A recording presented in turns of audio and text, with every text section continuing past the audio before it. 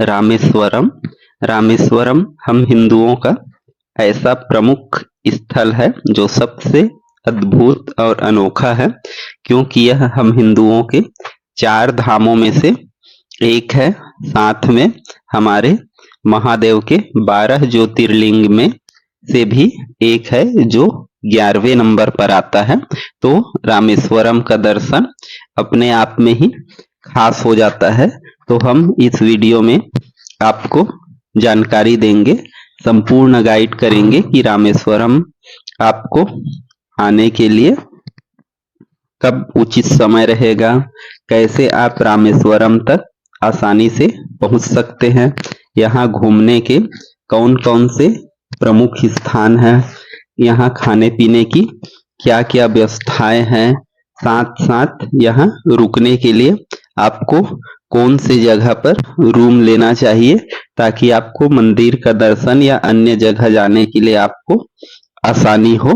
तो ये संपूर्ण जानकारी हम आपको उपलब्ध कराएंगे। तो यदि आप इस वीडियो में फर्स्ट टाइम है तो इस वीडियो को लाइक कर दीजिए और आगे ऐसे ही और वीडियो, इंफॉर्मेटिव वीडियो प्राप्त करने के लिए चैनल को सब्सक्राइब कर लीजिए। तो चलिए हम हमारे चौथे धाम रामेश्वरम और 11वें ज्योतिर्लिंग दर्शन की शुरुआत करते हैं। तो इसके लिए आपको मदुरई जंक्शन आना पड़ेगा। जो मदुरई जंक्शन भारत के हर एक जगह से वेल कनेक्टेड है और यहाँ पर आप आ सकते हैं। और यहाँ आप आकर मदुरई जंक्शन से आप मंडपम तक भी लोकल ट्रेन से जा सकते हैं और वहां से फिर बस या ऑटो से, लेकिन आपको यहाँ से भी बस और टैक्सी की सुविधा रामेश्वरम के लिए मिल जाएगा। तो सबसे पहले आप मदुरई पहुंचिए। यहाँ आप हवाई जहाज से आना चाहते हैं तो यहाँ पर भी एयरपोर्ट है जो भारत के सभी जगह से वेल कनेक्टेड है। बात करें बाई रोड की तो ये यहाँ पर आप रोड से बिल्कुल भारत के हर एक कोने से यहाँ पर बहुत ही बेहतरीन रोड बना है और आपको सभी प्रकार के बसों की भी यहाँ तक आने के लिए सुविधाएं मिल जाएगी। और यहाँ पर जैसे आते हैं तो यहाँ पर देखेंगे कि मंडपम के बाद आपको ये सबसे लास्ट लैंड पड़ता है। उसके बाद समुद्र के रास्ते आपको ऊपर में जो ब्रिज बना है वहां से जाना होता है, पंबन ब्रिज। तो जो पुराना पंबन ब्रिज है वो 2022 से बंद है और नया पंबन ब्रिज लगभग बनकर तैयार हो गया है, जो लगभग शुरू ही होने वाला है।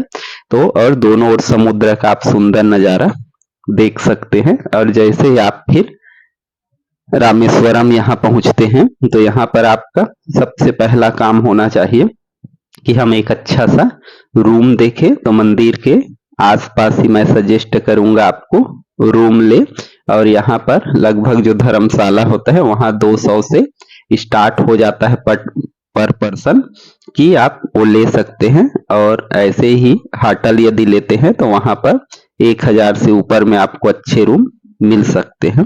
फिर रूम लेने के बाद आपको अग्नि तीर्थम आना पड़ेगा। बात करते हैं कि कैसे आप यहाँ पर दर्शन कर सकते हैं। तो सबसे पहले आप पर अग्नि तीर्थम में आपको स्नान करना होगा। यहीं पर राम भगवान ने स्नान किया था रावण वध के पश्चात। और उसके बाद आपको इसके 4 गेट है, तो उत्तर गेट में आना पड़ेगा और वहां से 25 रुपए का टिकट कटवाकर 22 कुंडों में स्नान करना पड़ेगा, जिसमें मंदिर के कर्मचारी आपके ऊपर पानी डालेंगे। तो क्रम से 22 कुंड है, उसमें स्नान करते हैं। और ये 22 कुंड भगवान श्री राम ने ही बनाया था, तो इस पर स्नान करने से हमारे सारे पाप नष्ट हो जाते हैं, ऐसा माना जाता है।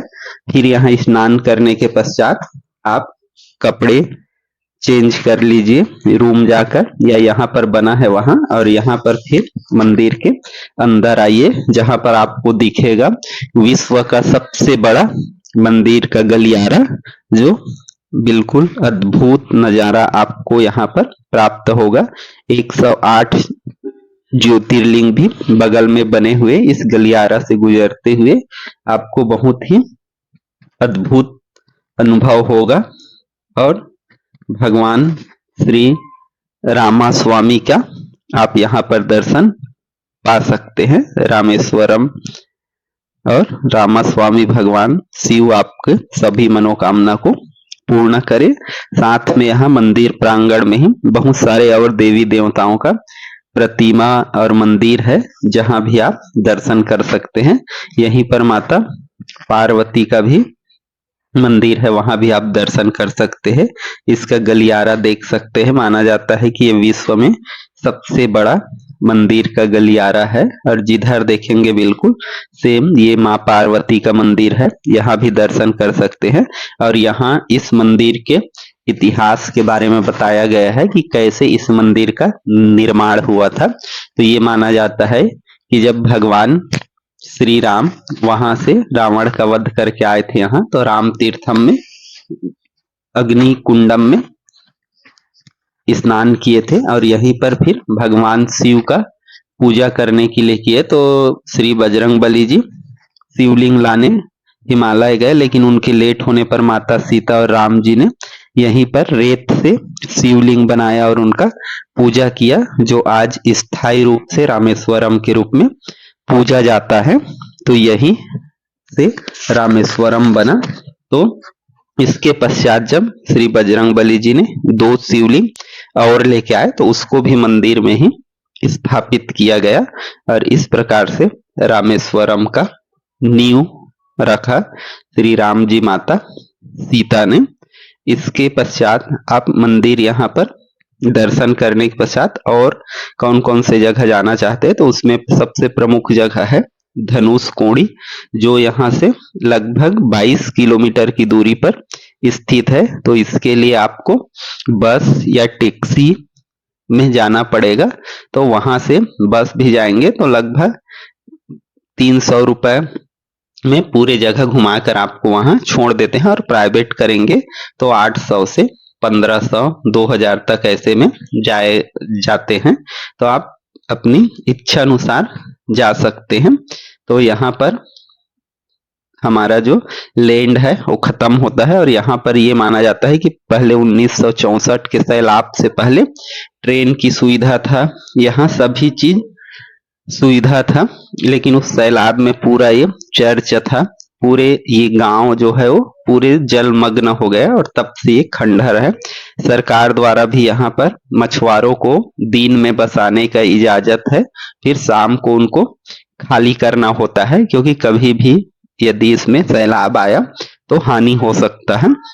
और ये देखिए कि यहाँ पर 2 सागर जो राइट साइड में है वो बंगाल की खाड़ी और लेफ्ट से आ रहा है जो है वो अरब सागर, ये दोनों का यहाँ पर संगम होता है। तो ये भी आप यहाँ पर खूबसूरत नजारा देख सकते हैं। यही से भगवान श्री राम ने राम सेतु का निर्माण करके लंका गए थे और रावण का वध किए थे और माँ सीता को वापस लाए थे।